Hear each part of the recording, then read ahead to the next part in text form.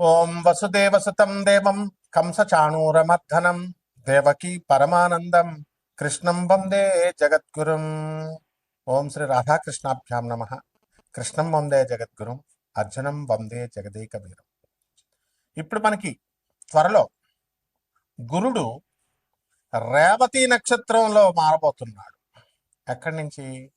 మనకి ఉత్తరాభద్ర నక్షత్రంలో మీనరాశిలోనే ఉంటూ ఎప్పటి నుంచి అంటే మే 17, 2026 సంవత్సరం నుంచి రేవతి నక్షత్రంలోకి మారబోతున్నాడు. మరి ఈ మార్పు వల్ల ఏం జరుగుతుందంటే ఎప్పటి వరకు ఉంటాడండి అంటే అక్టోబర్ 9, 2026 సంవత్సరం వరకు ఉంటాడు. ఒక సిగ్నిఫికెంట్ 29-year కార్మిక్ సైకిల్ని ఒక మీకు ఇవ్వబోతున్నాడు అనమాట. ఆ తర్వాత మనకి ఈ మార్పు వల్ల మనకి సాటర్న్, ఈ శని ఈ రేవతి నక్షత్రంలోకి మారడం వల్ల ఫైనాలిటీ వస్తుంది మీకు. అంటే ఏదైనా సరే ముగింపు, ఏది ఏ పని చేసినా సగంలో వదిలిపడేస్తూ ఉంటారు మీరు ఆ గ్రహ ప్రభావం మాట. ఇప్పుడు ఫైనాలిటీ వస్తుంది. అలాగే చక్కగా స్పిరిచువల్ ట్రాన్సిషన్, ఎప్పుడు ఏకాంతంలో ఉండి ఆధ్యాత్మిక ఉన్నతిని మీరు పొందుతారు. అలాగే మీరు చక్కగా కార్మిక్ క్లోజర్ అవుతుంది, మీకు క్లీన్స్ అవుతుంది చక్కగా. ప్రతి ఒక్క ఇండివిజువల్ మీద, ప్రతి ఒక్క వ్యక్తి మీద ఒక గొప్ప ఇంపాక్ట్ వస్తుంది. అది ఎలా అంటే profound inner shifts and endings, startings endings అన్నీ కూడా చక్కగా చేయగలుగుతారు. మరి ఇప్పుడు మనకి ఎక్కడున్నారు ఈ గ్రహస్థితి? ఈ 2026 సంవత్సరం యాజ్ ఆన్ ఈ మే నెలలో మనం కనుక చూసుకుంటే మిగతాదంతా కూడా కుజుడు మే 11 తర్వాత మేషరాశిలోకి మారబోతున్నాడు. అలాగే మనకి రవి మే 15 తర్వాత వృషభ రాశి సంచారం చేస్తాడు, ప్రవేశిస్తున్నాడు. అలాగే చక్కగా మనకి బుధుడు మే 15 తర్వాత వృషభ రాశిలోకి వస్తున్నాడు. అలాగే శుక్రుడు మరి మే 14వ తేదీన మనకి శుక్రుడు చక్కగా మనకి ఈ యొక్క మిథున రాశిలోకి వస్తున్నాడు. అలాగే బుధుడు మే 29వ తర్వాత రెండవసారి, మే నెలలో 2 సార్లు అతను మిథున రాశిలోకి వస్తున్నాడు. దీనివల్ల ఏమిటండి మనకి అంటే ఇప్పుడు రెట్రోగ్రేడ్లో లేడు మనకి సాటర్న్. ఎలా ఉన్నాడు? ఎక్కడున్నాడు? 15 డిగ్రీల మనకి మీన రాశిలో శని ఉన్నాడు. అలాగే కేతువు 11 డిగ్రీల సింహరాశిలో ఉన్నాడు. రాహు 11 డిగ్రీల కుంభరాశిలో ఉన్నాడు. మరి మనందరికీ కూడా యాజ్ ఆఫ్ మే 2, 2026 సంవత్సరాన్ని కనుక మనం తీసుకుంటే మనకి ఈ యొక్క శని వక్రించి లేడు. కాబట్టి ఈ ఎప్పుడండి ప్రారంభించాడు మీనరాశిలో కంటే 2023 సంవత్సరంలోకి ప్రవేశించి అర్లీ 2026 సంవత్సరం వరకు కూడా అతను అందులోనే ఉంటాడు మీనరాశిలో, డైరెక్ట్ మోషన్లో. ఇప్పుడు కరెంట్ మోషన్ ఏంటంటే ప్రస్తుతానికి డైరెక్ట్ ఫార్వర్డ్లో ఉన్నాడు. తర్వాత నెక్స్ట్ రెట్రోగ్రేడ్ రాబోతున్నాడు సాటర్న్. జూన్ 2026 సంవత్సరం నుంచి స్టార్ట్ అవుతాడు రెట్రోగ్రేడ్. స్టార్ట్ అయ్యి నవంబర్ 2026 సంవత్సరం వరకు కూడా అక్కడే ఉంటాడు అనమాట, వక్రించి ఉంటాడు. దీనివల్ల ఏమవుతుందంటే మనకి అప్కమింగ్ 2026 సంవత్సరం ఈ యొక్క వక్రించడం వల్ల ఇమోషనల్ హీలింగ్, కార్మిక్ క్లోజర్, ఆ తర్వాత ఎవాల్యుయేటింగ్ బౌండరీస్ ఇన్ మీనరాశిలో, పైసెస్లో ఇవన్నీ కూడా చేయడం జరుగుతుంది. అలాగే మనం మే 2026 సంవత్సరాన్ని కనుక మనం చూసుకున్నట్లయితే ఫీచర్స్ మనం చూసుకున్నప్పుడు హై ఎనర్జీ ప్లానెటరీ యాక్టివిటీ ఉంటుంది. అలాగే మార్స్ ఆరీస్లోకి ఎంటర్ అవుతున్నాడు మేషరాశిలోకి. శుక్రుడేమో చక్కగా జమినీలోకి, మిథున రాశిలోకి. వీటి వల్ల డబల్ మూవ్స్ మళ్ళీ మెర్కురీకి, బుధుడికి, వీటన్నిటి వల్ల ఫాస్టరింగ్ వాట్ ర్యాపిడ్, చాలా స్పీడ్గా డెసిసివ్ యాక్షన్. మీరంతా కూడా తొందరగా నిర్ణయాలు తీసుకోగలుగుతారు కెరీర్లో, రిలేషన్షిప్స్లో. అలాగే చక్కగా కీ షిఫ్ట్స్ ఉండడం వల్ల మే నెలలో మే 11న కుజుడు మీనరాశిలోకి, మేషరాశిలోకి, శుక్రుడు మే 14 నుంచి వృషభ రాశి, మిథున రాశిలోకి, ఆ విధంగా వృషభ రాశిలోకి మే 15 తర్వాత మనకి ఈ యొక్క రవి చేరడం. వీటిలన్నిటి వల్ల కూడా మీకు ఇంపల్సివ్ డెసిషన్స్ తీసుకుంటారు. 2, యాక్సిలరేటింగ్ యాక్టివిటీ చాలా స్పీడ్గా చేస్తారు మీరు, ఇంతవరకు స్లోగా ఉన్నటువంటి వాళ్ళు. అండ్ డ్రైవ్ కూడా బాగుంటుంది. అండ్ రిలేషన్షిప్స్ని, ఆ తర్వాత కమ్యూనికేషన్ని ఎఫెక్ట్ చేస్తాయి. అలాగే ఫోకస్ ఆన్ స్టెబిలిటీ మీద, స్థిరత్వం మీద, రిసోర్సెస్ మీద మీరు ఎక్కువగా స్థిరత్వం వస్తుందన్నమాట. అయితే ఈ యొక్క గ్రహ సంచారాల వల్ల 12 రాశుల్లో కూడా మనము కొంచెం టెక్నికల్గా మనం చూసినప్పుడు మెడికల్గా కూడా మెడికల్ సైన్స్ని అప్లై చేస్తున్నాము. అలాగే మనం ఆర్బిటాల్ వెలాసిటీని మనం తీసుకుంటున్నాము.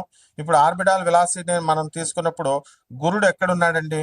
First half of this 2026 year అంతా కూడా కర్కాటక రాశిలో ఉండి చాలా చక్కగా మంచి లక్ని గ్రోత్ని ఇన్ఫ్లుయెన్స్ చేస్తాడు ఆ తర్వాత కంటే కూడా. అలాగే శని నెప్ట్యూన్ మనం తీసుకున్నప్పుడు ఈ పొజిషన్స్ అన్నీ కూడా చక్కగా స్ట్రక్చర్డ్ యాక్షన్ ఉంటుంది అండ్ మెయింటైనింగ్ డిసిప్లిన్ ఉంటుంది. ఇవన్నీ కూడా వస్తాయన్నమాట. దీనివల్ల మనకి అంతేకాకుండా మనకి అనారోగ్యాలు ఉంటాయి. మానవుడు అన్న తర్వాత రోగాలు అనేటటువంటి కామన్ అండి. సో కొన్ని రాశుల వారికి ప్రత్యేకించి ఇది కోటాను మందికి కామన్ ప్లాట్ఫామ్ మీద మనం చెబుతున్నాం కాబట్టి అందరికీ అలాగే జరగాలని లేదు, బట్ ఇన్ జనరల్ జరుగుతుంది. మీరు వ్యక్తిగతంగా తెలుసుకోవాలనుకుంటే వ్యక్తిగత జాతకంలో చూస్తే మనకి ఏ రోగాలు వస్తాయి, ఎలా వస్తాయి అనేది తెలుస్తుంది. ఇన్ జనరల్ ఈ కాంబినేషన్స్ వల్ల హ్యూమన్ పాపిలోమా వైరస్ వస్తుంది, హెచ్పివి అనడానికి కొంతమందికి. అలాగే ఇది చాలా హైలీ కంటాజియస్ అనమాట. తర్వాత ఇది కామన్గా ఇది సెక్షువల్లీ ట్రాన్స్మిటెడ్ డిజీజ్ అనమాట. హెచ్ఐవి, గనేరియా, సిఫిలిస్ ఇలాంటి వ్యాధుల్లాగా, మరి ఎయిడ్స్ అట్లాగా. సో ఇటువంటి వెనీరియల్ డిజీజెస్ అంటాం వీటిని. సో ఇటువంటి ఇన్ఫెక్షన్ అనేటటువంటిది ఇట్ ఎఫెక్ట్స్ అనమాట స్కిన్ని, ఆ తర్వాత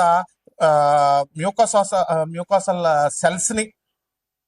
నెక్స్ట్ దగ్గరగా విత్ నియర్లీ అన్ని కూడా సెక్సువల్లీ యాక్టివ్ పీపుల్ ఎవరైతే ఉంటారో అటువంటి వాళ్ళకి కాంట్రాక్టింగ్ ఇట్ అట్ సమ్ పాయింట్లో తగలడానికి అవకాశాలు ఉంటాయి. కాబట్టి ఈ విషయాల్లో మాత్రం చాలా స్ట్రిక్ట్గా జాగ్రత్తగా ఉండండి.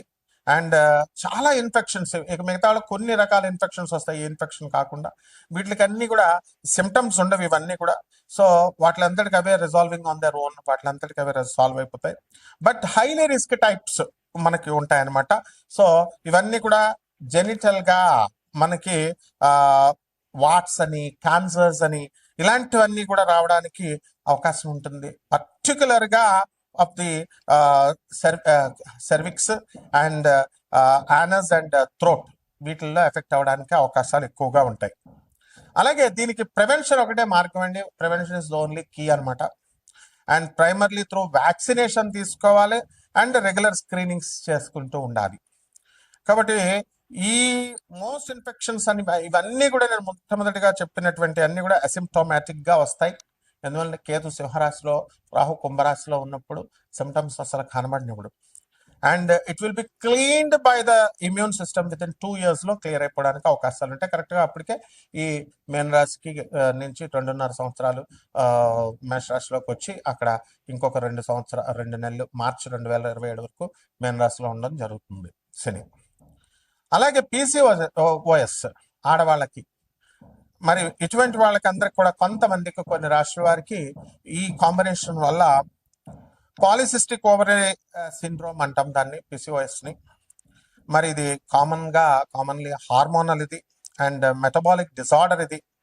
సో ఇవన్నీ కూడా people who are with ovaries, ఈ ఓవరీస్ని ఎఫెక్ట్ చేస్తాయి ఇవి డ్యూరింగ్ దర్ రిప్రొడక్టివ్ టైమ్ అనమాట, periods, years. And irregular periods రావడము, నెక్స్ట్ ఎక్సెస్ ఆండ్రోజన్ లెవెల్స్ ఇవన్నీ కూడా ఉండడం, మేల్ హార్మోన్స్ ఇవన్నీ.